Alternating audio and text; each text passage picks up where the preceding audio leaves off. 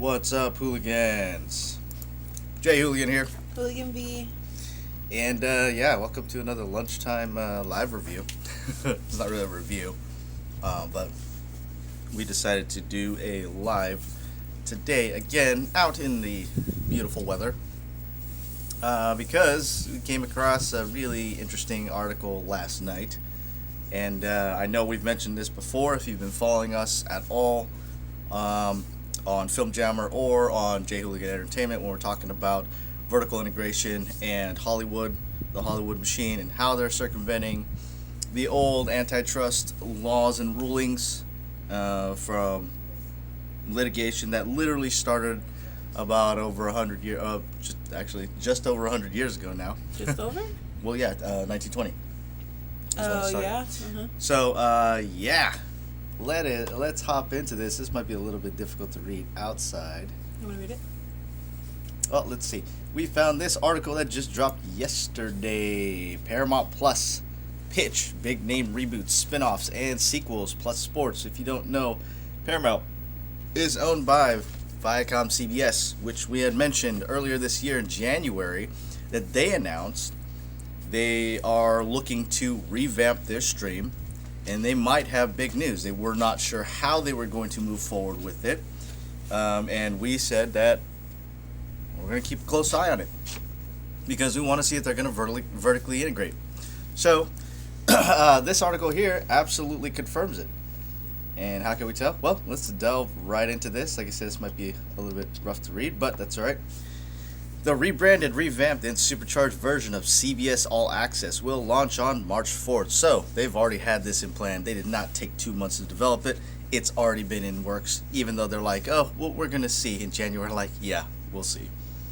For more than 100 years, the Paramount brand has stood as a symbol for the golden age of Hollywood filmmaking. On Wednesday afternoon, executives from Viacom CBS made the case for why Paramount and its Gleaming Mountain logo will be what pushes the entertainment conglomerate into the streaming era. Right, because streaming hasn't been around for a while now. Right. This is not your father's Viacom. This is not your father's. It is not my father's either. Viacom CBS chairman Sherry Redstone said to start the presentation, evoking memory. Come on, Hollywood reporter. The memory of... The memory. Correction. Of her late father, Sumner Redstone, whose legacy looms large over the company.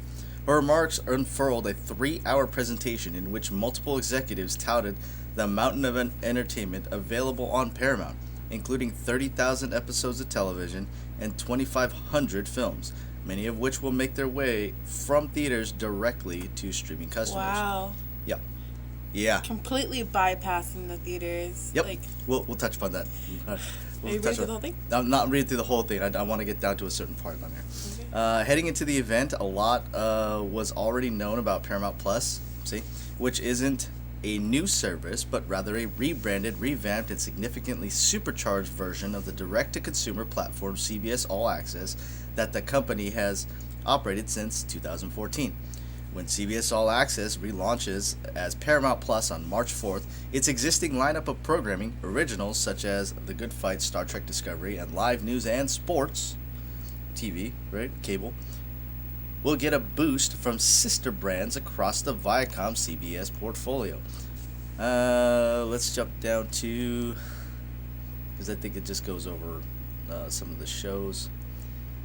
Where is it? Yeah. On the film side, boom, another confirmation, even though they just said they're going to bypass it, right? On the film side, the service will benefit from shortened theatrical windows for many of Viacom CBS titles. Okay, that one right there, that was the one that was like, you got to be kidding me. Okay, what does all that mean? What does it all mean? It means after 100 years of Paramount leading the charge, since they led the charge in 1948 when they finally were the first ones after the Supreme Court ruling in 1948 in the Sherman Antitrust case against them. They shut down their theaters due to vertical integration. Supreme Court ruled that they were vertically integrating. If you don't know what vertical integration is, again, we've talked about it a lot on this channel. It is a previous video, right? Did we talk about that in the previous video? I don't think we did. Not previous, but I mean, like the previous videos that we have one where we talked about it. Yeah, that's what I'm saying. You and I talked channel. about it, and then you talked about it. Yeah, that's what I said. It's on the channel. And if you don't know what vertical integration is, you can go back to some of our old videos. We're talking about it. We've been trying to talk about this for a while. We started this earlier this year or late last year, just because we've been talking about for even longer than that. And it is essentially a monopoly. And we do go in the history of it. So vertical integration, right? In 1920, it was indie filmmakers and theaters that started the litigation against the big six studios. Okay, they were getting the pinch. Indie filmmakers were getting the pinch. We're in the pinch on content. You know, kind of like what they're. It's exactly actually not kind of like. It's exactly what they're doing today. Okay, we are getting the indie filmmakers are getting the short end of the stick. We're getting flat rates. We're getting paid absolutely nothing, and we're the ones paying to play. Some films I've seen raising, you know, upwards of $100,000 or dropping $100,000 of their own money that they've saved up to make movies to get absolutely squat from these big studios because they're vertically integrating, because they control everything. Okay? Actually, I can probably switch this over. Yeah. Because they control everything. All right? This mirrors exactly what they're doing. Now, movie theaters, I know everything was shut down from COVID, from lockdown and everything this past year in 2020. So it's kind of like an excuse of what they've used because, again, these big studios know their industry. They know the history. They know what they came across. And like I said, I think I posted it on Film Jammer. It's like after 100 years, Paramount finally finds a way to circumvent the old Supreme Court ruling from 1948. It's like... Because the whole new media thing, there's no actual... It's still considered new, but it's not. It's been around for a while now. And like I stated before in my previous video, it's like, why haven't we, established boundaries and rules, Yep. Well, okay, so... again, kind of going back to it. So, yeah, like in 1920, like I said, it started with indie filmmakers and movie theaters because they were getting the pinch. There was a practice. Okay, there's a particular practice for movie theaters and why they got involved. It's called block booking. And block booking is the studios, since they own their own theaters, what they would do, okay, it's funny because it's exactly what they're doing now, is because the theaters own their own, or the studios, the big six and the big studios own their own theaters, they could play all their tentpole movies in their own theaters and then give the scraps or whatever they decided to go to the theaters. Essentially, vertical integration. Now, again, this went through the courts, started with indie filmmakers and movie theaters, and then it finally went over to U.S. versus Paramount in the Supreme Court, in which the Supreme Court ruled they were violating the Sherman Antitrust Laws, which prevents big corporations from vertically integrating, from monopolizing an industry. Okay, so this is where it gets hairy again, kind of going through the history again. If you followed our channel at all, or follow this channel at all, you'll see, and we've explained this over and over again. All right, in 2010, Netflix was not new. They were first started as a DVD distribution, right? Mm-hmm. They were licensing movies and distributing them through mail. When you were done with it, you would mail it back, and then they moved on to the internet, because the internet's the one that kind of screwed everything up with all the old laws, because the old laws apply to old media, which was analog TV, movie theaters, actual film reels that they would send out to movie theaters, etc., etc. You come into, the 2000s, and you've got the internet now with all the big .com boom, and now there's all these open laws for new media that they don't cover old media, okay? And it was in 2010 that this was actually the first time it was circumvented by Netflix. Netflix started their Netflix originals in 2010, and and what that meant was they were no longer a distributor, but now they were creators. They were a studio of their own. Okay, and everyone in Hollywood That's why a lot of them were really upset with them. Right. For years, for about like 5 Well, they years or knew. so, because they knew it's like Netflix knew. I don't think they knew. no, they didn't know. That's the thing. Right. That makes sense. At the beginning, But the studios. At the beginning, the studios knew exactly. Yeah, at the beginning for Netflix, but Yeah, but the studios knew, so they were always all pissed off at Netflix, taken away. Like, why aren't these guys getting hit with the 1948 ruling for being for vertically integrating? because it was new media. And exactly that. Yes, they realized it was because of new media, right? So because it was new media, all of a sudden it was like, oh, all right, hey guys, can we do this? And their old legal teams decided to go through and scrub through everything and go, and this is a little conjecture, but it's like absolutely, that they took every route to make sure it was legal for them to do it, and they started creating their own. They started creating their own streaming services, and now that's been a practice been going on for the past 5-6 years now, and that's what spawned the streaming wars. Okay, and then there was this big push for it after Roma. Was it in 2018? Was it? I think it was 2018 2018? when Netflix had acquired a movie and changed its own rules so it could win an Oscar. I think, right? Didn't it win Best Picture? Did it? I think so. Yeah, at least it was don't nominated. I remember. can't remember all that stuff. I don't know. Try to keep up with it. But Yeah, we try to, but it's like, yeah. Anyway, but it's they were upset again. Studios were upset, so they're like, you know what? We gotta pin the market one more time, just like we did. And since they're not getting hit, then all of a sudden, again, vertically integrate with this. And it's already happened with Disney, right? It's Universal. Well, Universal. Ooh. And that wind picking up. It was real windy last night. Universal was already doing that. Was it Universal or Warner Brothers? I think Warner Brothers is circumventing it again, going past. Warner Brothers, with the HBO stuff. To HBO Max, everything is bypassing it. They're doing same-day releases, and again, theaters are getting scraps. It is modern-day block booking because it's no longer the old media, the physical media that they had been sent. Now it's, well, we're going to do same-day releases as stream. Now, I will say Viacom CBS, because they don't have the same contract that they've made, which is weird again. That's why they moved away from doing contracts between companies with AMC, with Regal, where it's like a 17-day release, and they did link that into that article, but it is a 45-day release standard for that, so theaters can also recoup some of their losses for showing their films and everything is 90 days. And that's standard. That's been standard for a while now.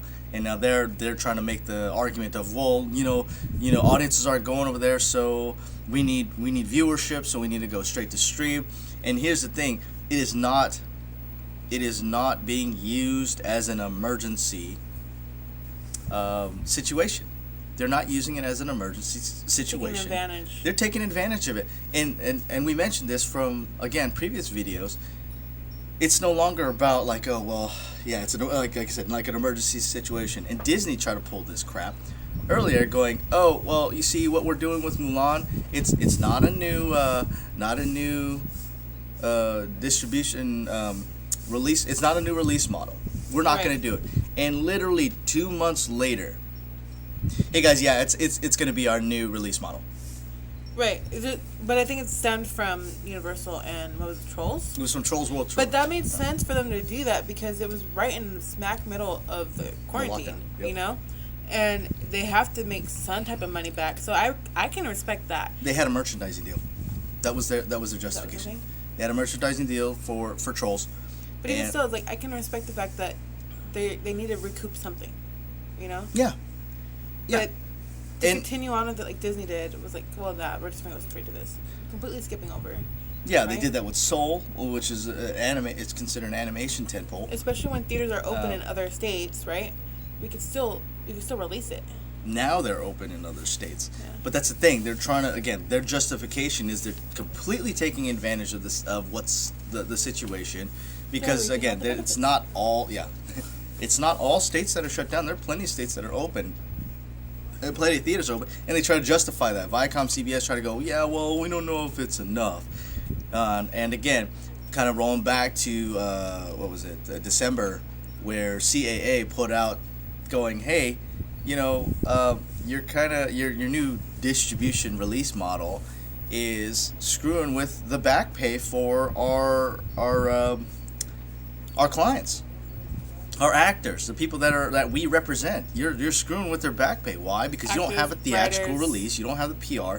They're getting paid, actors, writers, everyone's getting paid, especially the actors and stuff, for PR. That's paid beforehand by contract. So that includes typically like millions, thousands, and hundreds of thousands, or millions of dollars, total millions of dollars on that. And they're like, well, how are we going to do it? Because we're no longer doing PR out in the open for red carpet releases. Now you're screwing with everything. And they're not getting paid what was under contract. Paying the creatives minimal, right? Paying them minimally, yes. But this is telling you, this is the danger of what we've been trying to speak out against, for everyone to get, to have more of a conversation with, because the more people that talk about this, especially in the film industry, right?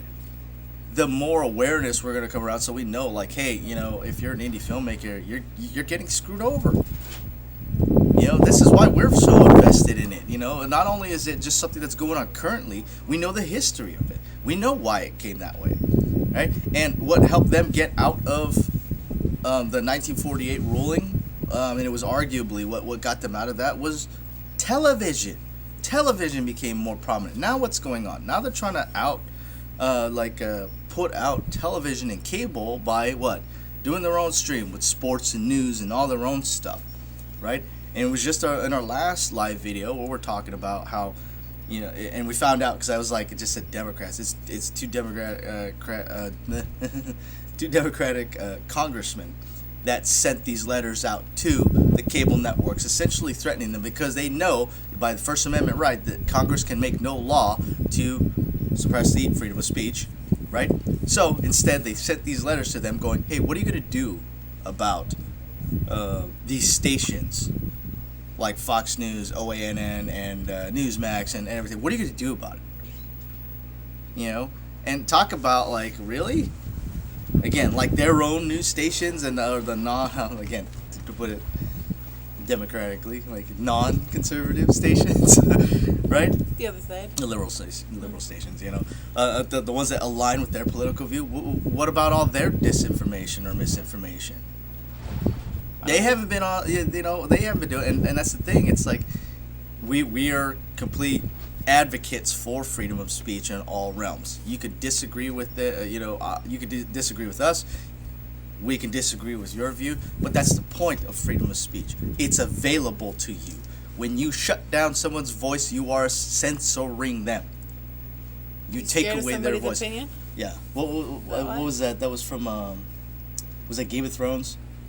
Tyrion was saying, like, oh, when you cut someone's tongue out, it's not that you're trying to silence them, it's because you're afraid of what they might say. Okay? Why is that? Okay? We love getting more... Yeah, what are you afraid of? We love getting the variety of opinions because people being heard. The moment you start silencing, guess what? Then you get a whole wave of people that are separated, right? You get division. Oh, you don't want to listen to us? Fine, we'll go where we will be listened to. And then those numbers and that divisiveness will grow, and the animosity toward either side for it will grow, and it's going to get worse and worse and worse. Let's go back to having discussions and talking about it, and what is it, persuasive talk, right? Well, if you're doing persuasive speech to try to get people to support, but just communicating with each other, right? Yeah, just basic communication, talking, and respecting each other's opinions. Yeah. Right? That's the thing. It's like I there's so many people that I'm friends with that I don't agree with, and they don't agree with me. So what? I don't talk bad about them. Hopefully they don't talk bad. Some of them talk bad at me. I don't care. But it's and that's a fact. I can see it. It's like they're just flat out with it. Even like I don't you care. See family members. Family splitting up over not this talking crap. to each other because of that. Yeah. Because of a difference in opinion, right? Mm-hmm. Like you suddenly stab them in the back or something, right? Yeah. Exactly. Caesar. And yeah. Et tu brute? No. What was it? It's Mean Girls. She was like, she's totally stabbed her in the back like Caesar. I forget how that line goes. I don't know. It's so funny. Anyway, but that's kind of like that extends beyond what we're talking about, where Paramount's, like, again, the title is Paramount Returns to Vertical Integration. And again, they were one of the first. They were the second one. I think RKO was the first one to release their theaters back in 1948 when the Supreme Court ruling came down. I don't know if it was in 1948 for sure. It is a nice day. It is a nice day. It is a day to do yard work. That's fine. But I know RKO had released their theaters after the 1948 ruling, and then Paramount did. Paramount, again, one of the first ones to do it. And then everyone else started to fall in line. Why? Because they had television.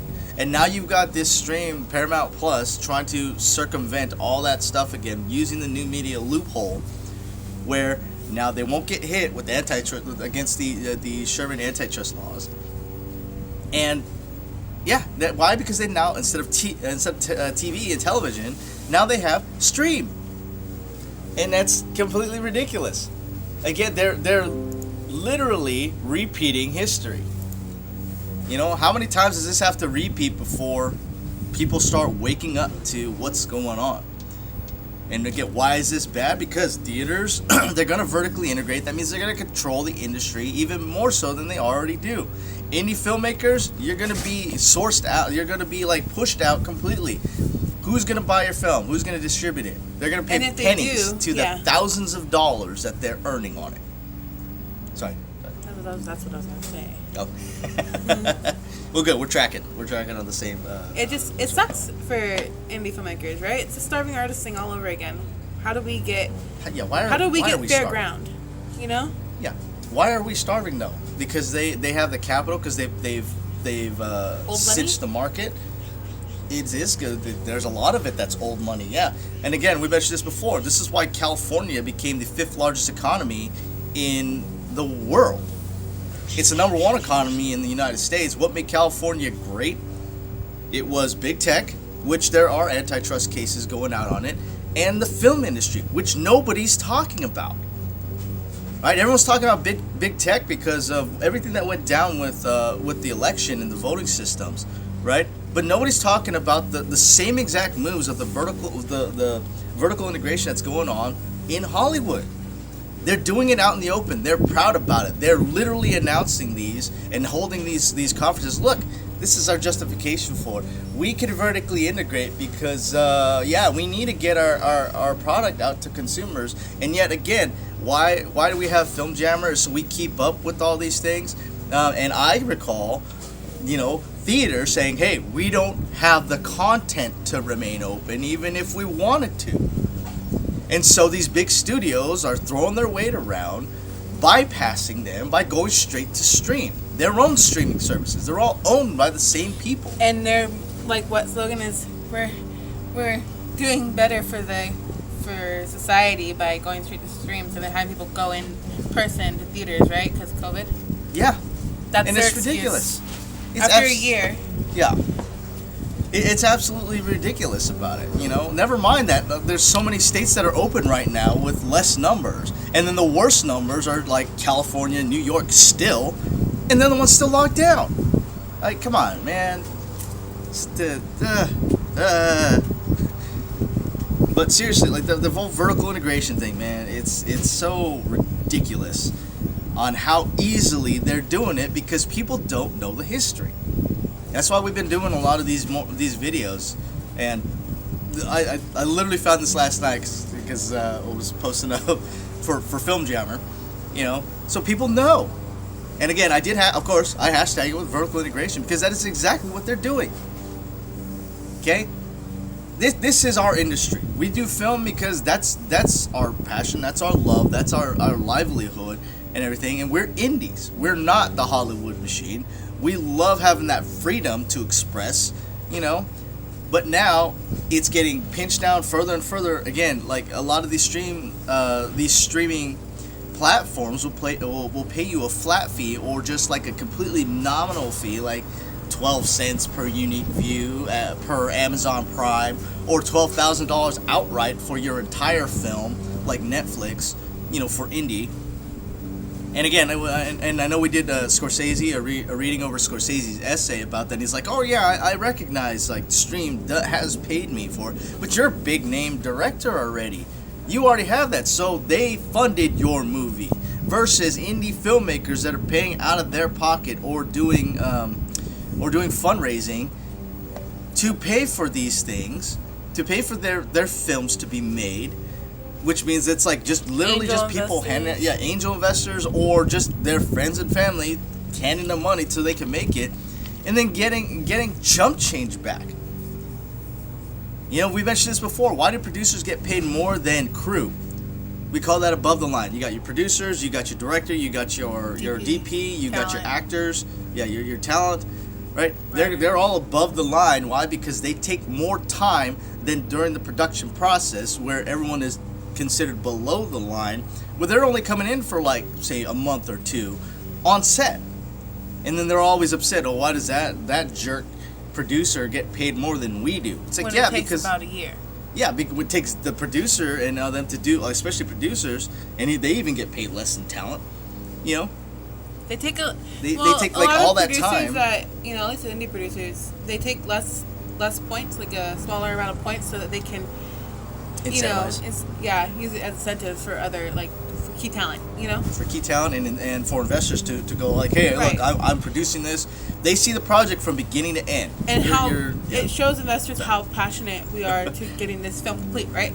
So, what we're willing to do for it. Yeah, what we're willing to do for it. And thus why distribution usually helps the producer, Well, that helps with the investors. Well, that also helps yeah, with but the that investors. Well, helps get distribution. money. Okay, I see what you're saying. Yeah, you're correct. Where it does help producers get paid for their work. Right. All right. Indie filmmakers, we hold a lot of hats. Like, we wear a lot of hats at the same time, and most of the time it's like, if you're the producer, you're also the director, or you're also the DP, or you're also the talent. You're all of the above, the writer, and you're doing all these. Like, we just watched a short film where it was like all three. It was like writer, director, talent, producer, and it's like a lot of times we've talked about like, hey, if you're gonna wear many hats, you have to be well versed in all of them first to execute it well, right? Because if you cannot switch hats mindfully, something's going to suffer, or all of them are going to suffer, right? So it's hard enough as it is trying to make Little windy. yeah, a little windy again. It's hard enough as it is to try to make your art when you're holding all these other hats, right? And now you're paying out of pocket to get paid again. Just pennies onto the thousands of dollars that the streaming and big studios are now making, right? Instead of it being like, hey, well, now you can negotiate with theaters to go and get a premiere date or to distribute your film for even say 2 weeks. Now you have to go through the studio process, which they're going to just take advantage of you completely outright and openly. Look, it's just in the contract. This is standard. They're going to tell you. This is standard. Everything's negotiable. They wanted to make it seem like you don't have any other option. Exactly. You won't Yes. have any option. Ask for non-exclusive deals.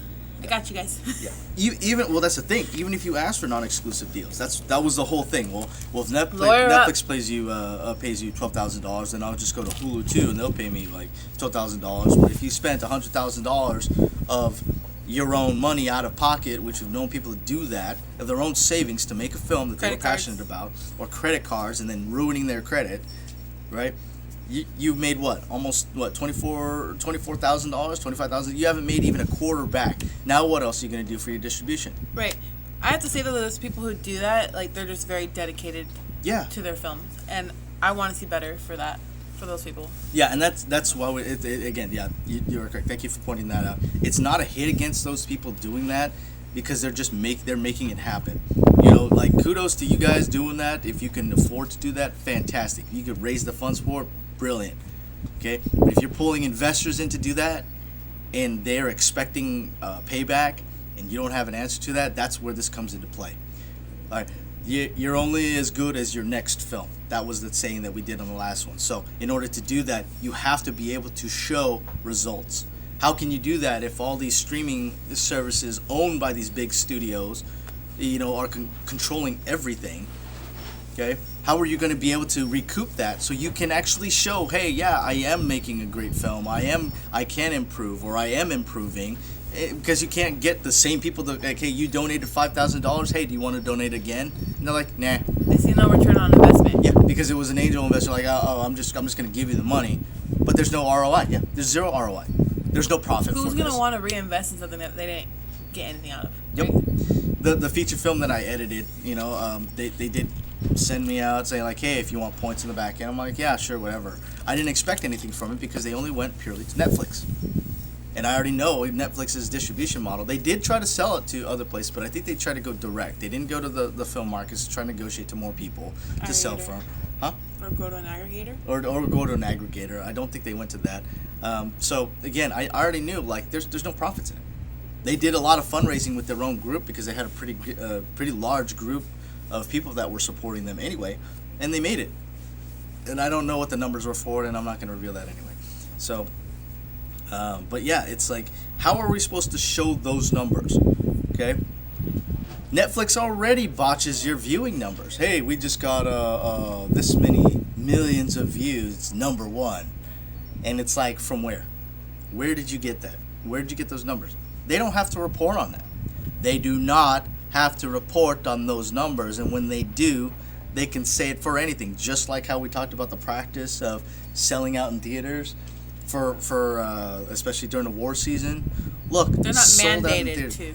Well, no. I'm talking about where these studios to say that they've sold out in theaters, they'd actually buy out a film theater, all the tickets for their own dang films. The studios would do this and say, it's sold out, guys. Right. It's sold out. Look at how well it's doing, and then have their own people come in and buy tickets on top of that to go, okay, now we're recouping, or not just their own people, but just anybody that wants to go see it, buying out tickets so then they can recoup some of it. Yeah. And then fake that they have the prestige of, look, so many people want to see this film.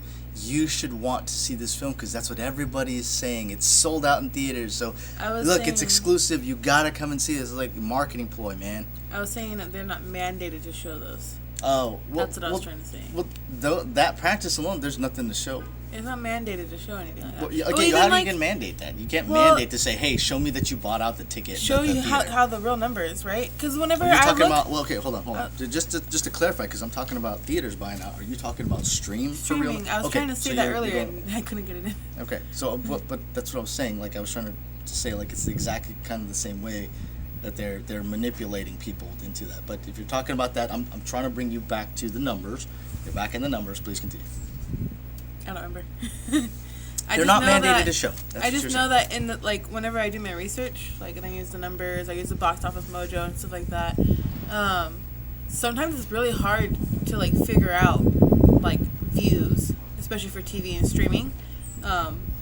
So I don't know. It's very difficult for me to be like, oh, this is how popular this movie is when I have nothing to show for it, right? Yeah. Especially if we're going to go to SVOD as a source of distribution, and in my producer's package, I can't put that in there because there's no way I can actually show them the numbers. They're not mandated. I can't find it.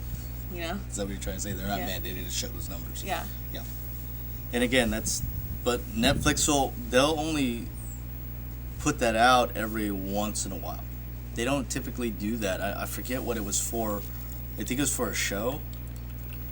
Some series, and I don't think it was last year. I think it was the year before, where they're like, "Look, guys, #1 show on Netflix. That could be #1 show in like some small country that doesn't have many. That doesn't have many many people in it, or doesn't have a big population, or just out of the subscribers on there, they're only watching that show." They didn't, and that's the thing, they didn't say, I don't think they said how many viewers that they had. Because you can still say millions of people, but if, again, it's a small country and everyone's watching the same thing in that small country, it's #1. Number one in viewership. Total, complete manipulation of data. How much is marketing and how much is algorithm? So that's what I wonder. I think so. Kind of rolling back to Scorsese's essay, he talked about that. If it's all based off on algorithm, right? You don't get the benefit of going, hey, what's this movie? Or what's that movie? Or I want to see the variety of movies. You're getting catered just like social media does what big tech does with their algorithms to essentially drive only what you've said you've liked in the past to do it. So it's kind of the same now because your algorithms and your marketing are running on the same thing. Well, they like this. Let's only show them that, right? And then they do, and I get the whole practice of saying this is my preference. I have these preferences to go. I have preferences of these are the genres that I want to see, et cetera, et cetera. But it will give you suggestions based off of the movies you've already watched. Okay, not that aren't catered to your preferences. It's just based off of what you just watched. And if you click those, again, that's where the algorithms kind of run into, and then that's where your digital marketers will go in and go say, hey, they like this, we'll show them more of that. That's exactly what big tech does with their algorithms on social media. And that's why when Facebook, it was a few years ago, changed their algorithm so you only see the top 20 people. It's the top 20 people you interact with most. Okay? It was catered towards, they changed their rules to cater towards businesses. Okay? And now there's that whole debacle in Australia with Facebook saying, oh, we're not going to let you see this news. They completely shut down a conservative news station from their platform. And again, this whole idea of like, well, it's a private company, they can do what they want. Yeah, if it's a private company, they can do what they want, then why the hell are these congressmen sending these letters out to private companies, threatening them, telling them like, hey, well, what are you going to do about it? That's straight bull. Don't sit here and try to tell me you've got the high ground of going, hey, yeah, it's private company, they do whatever they want, when you got your own damn congressman doing this crap. That's stupid. It's straight up dumb. You have zero logic in that. You are doing this one-sided bull. Again, I'm trying to keep down the swear this one. Yeah, we haven't sworn. We haven't sworn so far. It's great. But yeah, this is one-sided bull of what everyone is trying to push with this, and it's stupid. Okay. And what's sad is that it's not just big tech. It is Hollywood too. Like I said, Hollywood's doing the exact same moves to vertically integrate, to control everything. And nobody's saying a thing. Viacom, CBS, man, Paramount. They own Paramount. Boom. From earlier this year. See, it's not a new service, it's rebranded. Yeah, we already knew what they were going to do. Okay?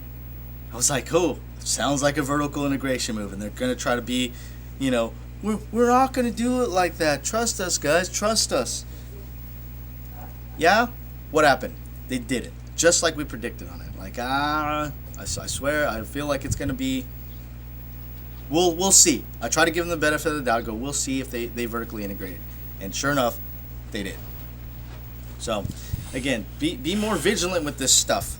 Okay? Speak out about it. Speak out about it. This is our industry. If you're a creator of any sort, you've already got YouTube and Facebook and all these things that are already cinching down. They're not just shutting down conservative indie channels and everything like that. They're already moving towards some of the progressives out there, and they're shutting them down as well, like just waves of them. Like, it's going across the board. They want to own you. And they are, because we're letting them. Get out there, start getting in, becoming active in your communities with your legislators about this. Okay? Start speaking out against it more. Start spreading it around in your communities, especially to those people that, one, don't know, or two, don't agree. Get the discussions rolling. That's why we like doing this on YouTube. Okay? I can go to the different platforms where everyone agrees with me on this. I don't want to. Why? Because it does nothing. It Stay in your own circle, you're not growing. Yeah. What is it? It's like Cardone? Grant Cardone said that? Something like if that. you're around the same people and you're the smartest one there, then you need to go to a different room. You're in the wrong room. Yeah, and that wasn't just Grant Cardone that said that. I was trying to remember. I think I heard it from him, but I don't remember where it came from. I forget who that was, but anyway. But yeah, just it's fine to do that in your own circles, but branch it out to your other circle, to people that may not, one, may not know, or two, may disagree. All right, film industry, they do not want to hear any of this stuff. They don't want to hear anything that's not against their, they don't want to hear anything that's against their political view. Just look what happened to Gina Carano. And she wasn't even posting that much opposition towards towards liberals or the political agenda. Yeah. Yeah, so that whole situation. I'm gonna leave it up. But she posted a generally like, treat your neighbors. No, she didn't. No, she didn't post like a partisan type post that they finally was like, nah, we're gonna fire her. Ridiculous, man. Come on. Trying to find a reason to fire her. Yep, trying to find a reason to fire her. Sorry if you can't hear me else. I need to speak. Sorry. Well, yeah, because we got the yard work going on. It's a beautiful day for yard work. It's a beautiful day for yard work. We don't not faulting them for it. Sorry, we wanted to be outside again to do this. But again, to just spread the word. Indie filmmakers, come on, guys, you creators out there, you indie creators, the dream has always been to get paid for your work, but you don't want to get paid scraps just because the studios own everything. All right, that was the whole reason why in 1920 the indie filmmakers and theater owners banded together to go and fight the Big Six. They wanted to have a chance to continue to earn something for their art and earn their livelihood through what they love. Like, we love doing film. We want to keep doing film. So let's keep doing film. And let's push to make sure that we're doing it right so these big studios aren't just trying there to own you and own everything you do. Just gobble you guys up. Yeah. Don't let them. Yeah, they won't. And that's like, I won't. I can't. Right. I want our films to be made. And that's the thing too. I mean, you mentioned this before. Where like it may be harder to get investors if you don't align politically with them. And again, if they're true investors who are really interested in the business side, then they should be looking at the business. So indie filmmakers or indie producers out there learning about distribution and business and marketing and how you're going to recoup that is beneficial to gaining more capital to make your films. But here's the thing for investors: it's like you really want to research them, and you really want to know. Not just who aligns with your view, but who is the right fit for that film, right? Yeah, absolutely. And they should just see it as business, not a political thing. Yeah, your right investor but again, will do it. As a producer, you get to choose who you align with and who you want to invest in the film. Yep. So all I'm saying is just really do your research and make sure that they fit into your project. Absolutely. I just learned that from producer to producer. Yeah, just other Which books. I already kind of knew to begin with, but just reinforcing that, guys. Yep. Girls. Yeah, so guys and girls. I use guys. That's like I call dudes. Everybody's dude. Guys are dudes. Girls are dudes. That bird up there's dude. I'm a dude. That umbrella's dude. Anyways, but yeah, like learn your industry, become masters of your craft. Okay, don't just settle for I don't know. I don't know is a great place to be because then it shows that you can be hungry to learn something. Okay? And when you learn it thoroughly. Don't take it superficially. Go through and learn it thoroughly. That way you have weight behind it. You know how many times we've run into people that go, oh no, I'm just going to do it this way. We have the authority because we're like, well, if you do this, here's your result. I still like that. I swear that was from Sell or Be Sold. Again, another Grant Cardone book. We've listened to a lot of his stuff and other people's too. But I liked his definition of what an expert was. At least in that book. An expert is somebody who can successfully predict the outcome of an action. Okay? I've already mentioned, I haven't. That we've been getting better at that. Yeah. I don't know if I know we have. On point, actually. Well, like, take a look at this. We already knew Viacom CBS was going to do this. Right. We've been saying it for a while. Like, Hollywood's already going to be doing it. Be on the lookout for more people. They did it. Be in your Warner Bros. Did it. Disney did it. Disney did it first. Warner Brothers followed suit. Now you got Paramount Plus. You got other stream platforms that are doing this too. Like, it's out there. Anyways, but the quote was, what do you say? The definition of an expert is someone who can successfully predict the outcome of an action. And I'm pretty sure we mentioned it on here, on this channel. Which one? I'm trying to remember. Okay, so There are three sides to every action, right? There's your intention, there's the action itself, and there's the outcome. And a lot of people like to argue from either one of these 3 points, okay, and neglect the other 2. So I didn't mean to do that. That's your intention. What did you intend to do? That's not what my intention was, okay? Well, no, I did this. I only did this, but you negated the result, or even the intention. Sometimes it's just the result. Or you just look at the results, negating the intention and the action itself. Okay? All 3 of those play a part into understanding, like, the outcome of something. This is why it irks me so much when people take make superficial conjectures about data. And it's happened to me all across the board. This is why I love primary sources. Right? I had an argument with one of my you're fun to argue with. Because, not argue, debate. You're fun to discuss and debate with because you do a lot of... But I do a lot of that. But I mean, people have come at me sources. like that. And it was, I remember even people in college, right? People in college have come against me like that and go like, look, here's this article. See, it says this. And I'm like, okay, I've read it. Not only that, I read the source material, the primary sources, and this is incorrect. This is not a correct correlation between the conclusion that they made, because they're 2 separate entities, or there's no direct correlation. They just made this based off an assumption of all these other factors that they didn't put in. It is a non-scientific approach. What did you say? You can't fight facts? Yeah, you can't fight facts, but they try to use that. Look, they did the study. So what if they did the study? What was the data? I like interpreting data. I like saying, hey, was there a correlation between this and this? That was my whole complaint about in the last video about the whole CO2, increase of CO2 is harmful to plants. And every damn study she pointed out in her damn article, and she kept saying it over and over and over again to try to run it into people reading it. It's a myth, it's a myth, it's a myth. And every damn study that she pointed out in there was like, had nothing to do with CO2. It had everything to do with a decrease of water and sunlight. Not because of an increase of CO2. So your initial premise for your damn article wasn't right. Like, dude, it's in your studies. It's right there. It's right in the data. I know. I gotta keep that this.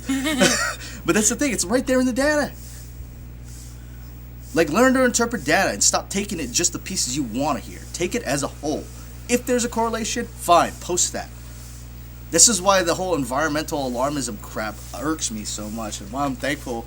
Again, I'd recommend this to everybody who's down for, making sure, our climate and our environment is sound and is green and is taken care of for us. Read Michael Schellenberger's Apocalypse Never, How Environmental Alarmism Hurts Us All. Is a fantastic book. You don't have to agree with his conclusions of what he sees should be it, because he takes an economical point of view and a development point of view from it. You don't have to. That's fine. But listen to the interviews he conducted to all these, because you're going to hear, you've already heard it. Keep an open mind. Yeah, keep an open mind, but not even just keep an open mind. You can go direct to the source, like he did. He went to the sources of the people that people like to quote. Oh, that goes right back to that one, to that study where they're saying an increase. A lot of people are saying by 2030 we're going to die. Because we're not going to have. That's the whole thing that Greta what the hell name? Thunberg. I can't even pronounce her name. Thunberg? Now you got me. I had it. Greta Thunberg. That's what made her. How dare you? I have no future. We're gonna die. We're not gonna have enough food for my future. Yeah, and it was all spawned from a stupid article that people took out of context because they said, if an increase of 4 degrees in by 2030 may not, not that it will not, because it wasn't a study about that, may not offer enough yield for of crops to feed the millions of people that are here. And here was the thing: Michael Schellenberger, who was hired by Obama for the environmental movement because he's a huge activist for that, went into that scientist and say, hey, can you clarify this? And that scientist said, you know what, everyone misquotes that, because there were no studies for it back then to prove it. It was a hypothesis that that they put out on there, and I wish I really remembered the guy's name. But he went to the source, asked for clarification, and they said so many people are not listening to it. They've had this whole movement against it, and they're taking what they wanted to hear, oh my God, we're gonna die. No. And now there were studies out there, and they're trying to say, but look, it has to go back to carbon emission, has to go with the increase of CO2. Wrong. You go read the damn data yourself. Coolsville sucks. Yeah, Coolsville sucks. Quit taking the parts of it. Yeah, and again, and I even mentioned the last one. They did mention C3 crops versus C4 crops out there was a negative yield on certain things, but again, it went right back to, it did nothing to do with the increase of carbon dioxide. It had everything to do with decrease of water and decrease of sunlight. Dude, oh.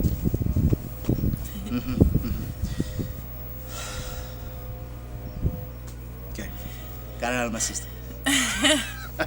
Kind of went a little. I did go, kind of. That was a lot off off. topic. But it's relevant to me because it's all about mastering your craft and stop taking parts of data. Right. Okay. So tying it back. Since it is tying it back to it, that was the whole reason why I went off on that tangent, because it's a huge one. It's such a huge one, and it goes back to all this stuff too. Look, if you're gonna take Viacom, CBS, or Warner Brothers at face value, and they're going, or Disney going, hey, we're not trying to take advantage of you. It's not a new release. Trust us. Just trust us, please, guys. Look, you trust us in our content. And that was the subject of our last video too. It's like, stop relating, somebody's performance, their job that they do, to equal the characters they play, the integrity and the positiveness of their characters, to mean that is that person. That is false. That is fake. That is a manipulation. Marvel builds that into their contracts, so then they make their actors act like that to continue the lie. It is fiction. People aren't like that all the time. People are people. They're messy. They make mistakes. We make mistakes all the damn time. So what? They're not these infallible beings, and everything they do, even when they crap, it's gold. Yeah, that's not how that works. That's not how any of it works, ever. Let's go back to center. Yeah, come back to center. Get your dang grounding. Learn about the history, the real history. Stop taking portions of it, taking things out of context. Stop finding only the things that you want to hear and putting that out there, because you're doing exactly what these big studios are doing. Be better at it. Master the craft. That's part of the. I count that as part of the craft. It's funny because these studios are like a model to some people, Yep. like a business model. I want to be just like that. Be better. Be better. Oh, so that's a big part of what we wanted to do this. Today's. I know. I'm not angry. I'm You're irritated. so loud. I'm just a very loud individual. You guys will learn. I've learned. I've tried to keep it relatively low on when we do our videos, but it's like these things. It's like they're so open about it, and it's like if I'm trying not to feel constantly like they're just trying to put the boot down and We're everything. all our entertainment lawyers. Sorry. Hired out by the big studios, I know. man. I want to discuss. Yeah. I actually want to discuss with anybody. Yeah. You guys can message us through our website here. You can comment below. Subscribe. You can see more of our stuff. Patreon too. I think we're more. We're adding more getting content. more We're onto throwing there. this stuff on there. That's patreon.com/HideHooliganFilms. Right, and more exclusive stuff on Patreon. Yeah, but we're going to be adding way more behind the scenes stuff on just more on the creation, the content side of owning and operating production company. We own two of them actually. One is narrative, one is for the Wandering Kiltspin. So it's just the things that we've learned. We want to share that with everybody, and give that that's our livelihood. Yeah, but we want to. We can't just constantly just doing this for free all the time. We would love to, but again, we also have livelihoods. Before. Yeah, we have before, and again, where has it gotten us? Well, starving artists. We have family to take care of. Yeah, absolutely. So we will be doing more of these. I feel like I know we've tried to stay out of the political arena as much as possible. It just feels like can't, because it's bleeding right into our industry over and over again, and not just PR, not just talking out against the president or whatever, which everyone's all silent right now, even though there's a lot of crappy moves that this new administration's making, and it's like, Where are all you people from then? It's like, come on, really? To quote the new president, come on, man. Like, really? You're gonna do that? Look at him. He plays Mario Kart on President's Day week. Get out. Get out of here. Stupid, man. Stupid. It's like, even going back to that, people are all upset. Look, Trump signed on his first day in office 1 executive orders. Yeah, how many did Biden sign on his first day? Yep. Nobody's comparing. Nobody's comparing. Kids in cages versus. All of a sudden, yeah. What do they call it now? Oh, facility for migrant children or something like that. Yeah. Beware of euphemistic language. Euphemistic language is political bull. That's all it is. To make you feel comfortable with the crappy moves that they want to make. Yeah, it's like stop taking it at face value. Stop taking everything at face value. You know, if you were as critical of Trump because you didn't agree, you know, for whatever reason, you heard all these different things, you should be as critical as with Biden. And that's just my opinion. Is that, like, I've been critical of every single one. That's why it's like, you know, for a long time I didn't vote because I didn't like the candidates. But the hypocrisy that's out there, my goodness. It's hypocrisy. It's two-faced. It's ridiculous. And let me dehumanize anybody who happens to demonize and dehumanize people. So it's easier for me to hate them because they just must be murderers and Nazis and racists and xenophobes and transphobes and all this other negative crap, because it's easier to hate that instead of actually taking it as a human being just like you and everyone else with their own damn opinions and own views and own emotions. Ridiculous.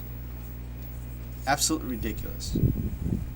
And I've talked about this too, the objectification of humanity via social media, via video games. That's a huge one. The God complex. I mean, you asked me to talk about that again or bring that up before.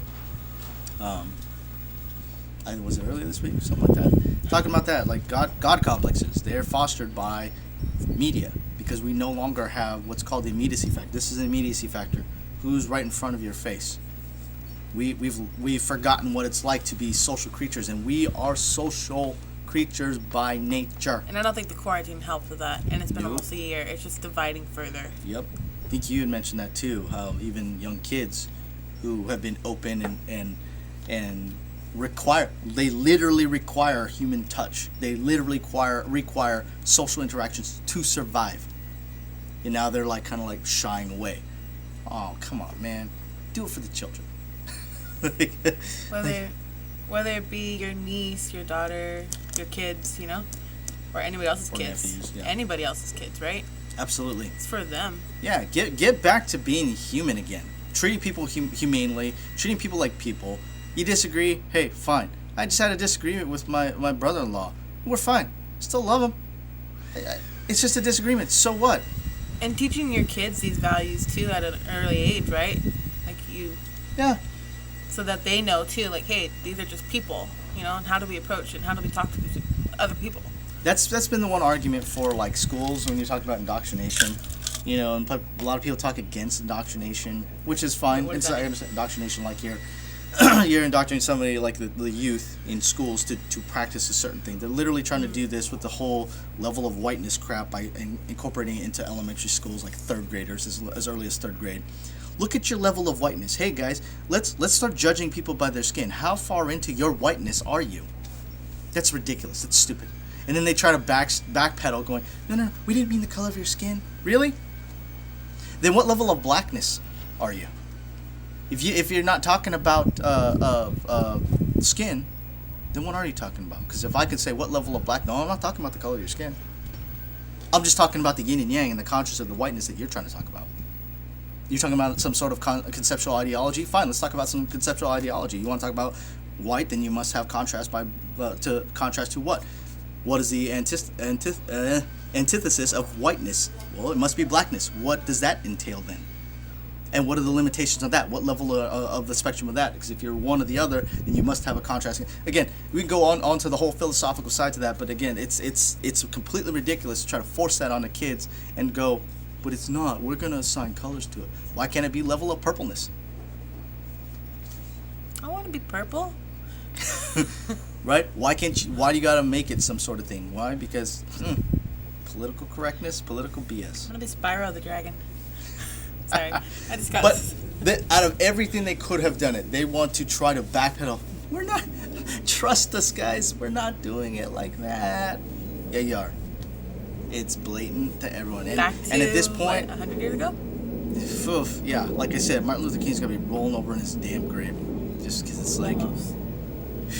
everything's all back to color.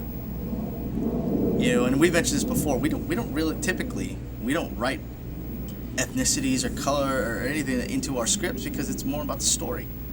Stories and characters. Yeah. What what drives them? What's I cannot think of the word right now. Motivation? Yeah, their motivation. Their spine. Anyways, I just bringing it back to the topic about the vertical integration. I think it's funny that the whole race thing is back after how many years, right? The color of your skin and It never left. The integration thing, right? The whole integration thing. Yeah. It's all coming out. Yeah, it never left.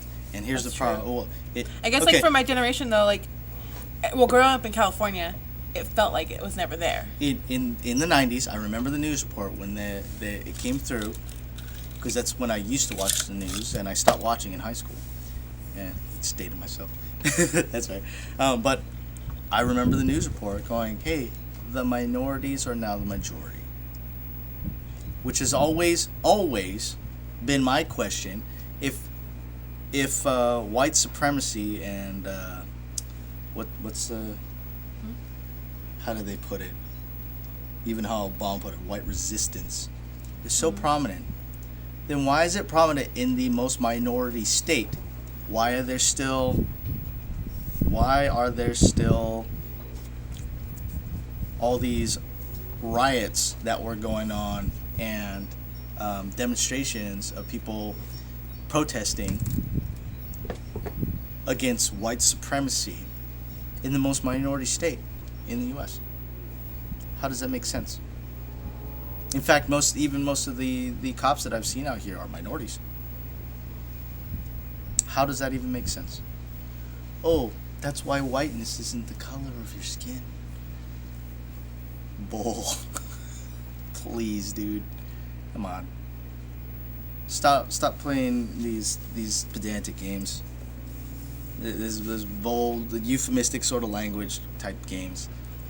No. It's just not how it works. It's not how any of that works. And as much as they want to lie to you and make you believe that it works that way, it's not how any of it works at all. So that's why we want to get, again, that's why we're doing these videos. Hopefully you guys are enjoying this content. I'm a loud individual. You can thank the Marine Corps and my martial arts training. That's all we did was yell all the time. And it doesn't necessarily mean that I'm angry. I saw that it's like my tone of voice and volume alone makes you seem like I'm a jerk or an a-hole or whatever. And it's like I'm just talking. I'm literally just talking, especially when I get passionate about stuff. You know, and I am passionate about film. I love film. I love it. Valencia Studios, take it from us, guys. Yeah. Not just us, but from you guys too. From any of you indie filmmakers out there, like any of those inclusive. Yeah, you're right. Everybody. You're right. Don't let them take your power. That's exactly what they wanted to begin with. Okay, they want you under their boot because they control. They want that control. It's like an addiction. You give them, you give it an inch, they walk all over you. That's an old saying, but it's absolutely true. And guess what? Big studios are no different. They do not hold some sort of high ground or some moral high ground just because they own most of the capital. Just because they put out stories of that was the point I was trying to get to. Just because they put out content that is like say, first thing I thought I had Coco, family friendly, holding these family values out there, doesn't mean that that's who they actually are as individuals. You got millions, thousands, and millions of people working for them, and you're gonna tell me every single one of them is like that? Please. Some people are. Though. Yeah. Some people are. Who was that? John Healy. Dude, if you don't know who John Healy is, well, guess what? In 2019, he was convicted of pedophilia. Convicted. Former VP of Disney. Where was any of that news? You don't hear about it. You can look it up. He was in Oregon. That's exactly that's the extent of how far that went. And he didn't even get that many years in prison, which sucks and it's stupid and is wrong. Convicted, not just but Weinstein not just charged. Yeah, That's interesting. Not just charged with it and brought to court. Convicted.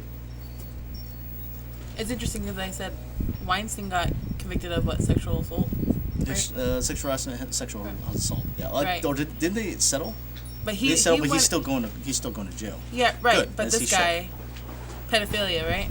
Yeah. And nothing. Well, it was Nothing? weird Or because what it was weird because he only got 7 years, 6 years, 7 years. Who? Healy. I'm Okay. pretty sure his name is John Healy. Healy, Heely. That's for sure his last name. I think his name is John Healy. Yeah, he only got like 7 years, which was ironic because that was how old. Wrong. How old? How old the child was. To me, that's absolutely wrong. And that's bull. Just because they put out content like that doesn't mean that they hold that moral high ground. Just because an actor plays a superhero in a freaking fictional film does not mean they are real superheroes or that have that much integrity in real life. Stop equating that. Fiction versus reality. Start getting that gut check. Start getting your dang grounding, and start being real with not just with everyone else, but with yourself. Awareness. Awareness. Be aware. What do you always tell me? Be vigilant with yourself. Be the most vigilant person for yourself. Exactly. Pushing yourself to be the most grounded. Pushing yourself to be the most successful. Stop asking for everyone else to get on board with you. Be that person for you to make those changes in your life, because nobody else will hold you as accountable as yourself. Done and done. That's why I was putting out a lot of these videos on spiritual development. All right. I always say like one of my old elements was fire, which is why whenever I burn and I've got that grounding and I've got that fire, it always comes out like this, very intensely. I think there was a situation, and that's my whole family too. I remember I was talking with my brother and one of our friends, and we were just talking about something that was just sort of irritating, like how this stuff. It's like some of these topics are just irritating to me. It sounds like I'm really angry about them. I'm really not. And I was talking with my brother in front of our mutual friend, and she's just kind of sitting quiet there, and we noticed because we're just talking, we're just irritated with that, and we're just like, what's wrong? Because she's known us for years. She's like, it's just, you guys are just really intense. And it's like we're not angry, we're just just kind of irritated with what's going on. And she's like, I know, and that's what makes it scary. Like, this is sorry, yeah. I should give a warning label on these. Like, this is how I talk. Get your shirt. It's like I sound like warning a jerk. label. Warning. It may have high volumes. May come off aggressive. Yeah, it may come off aggressive. But I don't feel like I'm that sort of way when I'm listening or going back and forth to people. No, you're a great listener. I try to be as getting vigilant with that, to listen to what people are saying and understand. Understanding is a big one. All right, treating people like humans means I'm trying to understand where they're coming from. All right, but if you're doing that for somebody else, that is a mutual unspoken agreement that they should do that to you. So if you're one of those people that's like, oh, yeah, you listen to what I say, but I'm not going to listen to you. No, two-faced, hypocritical BS. Get yourself together. Get a gut check. Get yourself grounded. Understand yourself. Understand your own self-defense mechanisms. Put actions in place. That's another series I think I'll do on the practices that I've learned over the past 30 years on how to keep myself in check over and over. Because you can literally program these things in your brain to automatically, as soon as you hear it, just switch. So I might do something. Anyway, we can start to pick up. Yeah, I think we're going to call it a day. Thanks for listening and joining and just listen to us banter about this and rant about this. Again, all you indie filmmakers out there, master your craft. Understand what's going on. Don't be strangers to it. You don't want to learn about it? Look, I don't want to learn about all this stuff. I really didn't want to. You can ask Hooligan V here. I didn't want to do any of these types of posts. I just wanted to go make my films. Hey, bring people back to zero.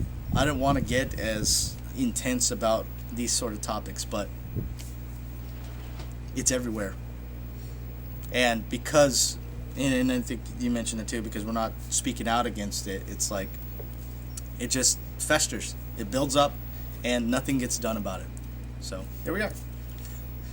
Alright, well, again, if you like what we're doing, please support us at patreon.com/HideHooliganFilms. We will be adding more behind-the-scenes content. There's 2 posts up there now, I think. One is a behind-the-scenes for Fist of the Vagabond. We do some stunt training with the Urban Ninjas, and we got to see that. I got to try to double for one of them. It was kind of fun. And the other one was a full-on reading of our horror script, our slasher, Accursed, between Hooligan V and I, and you get to read along with us, so put it up there for that. We will be adding more content to that, but again, it does take not just us, but it takes you to support us, so then we can spend more time doing those things and give you more content.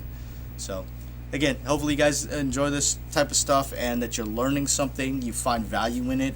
If you do, hit that like button, and the subscribe button.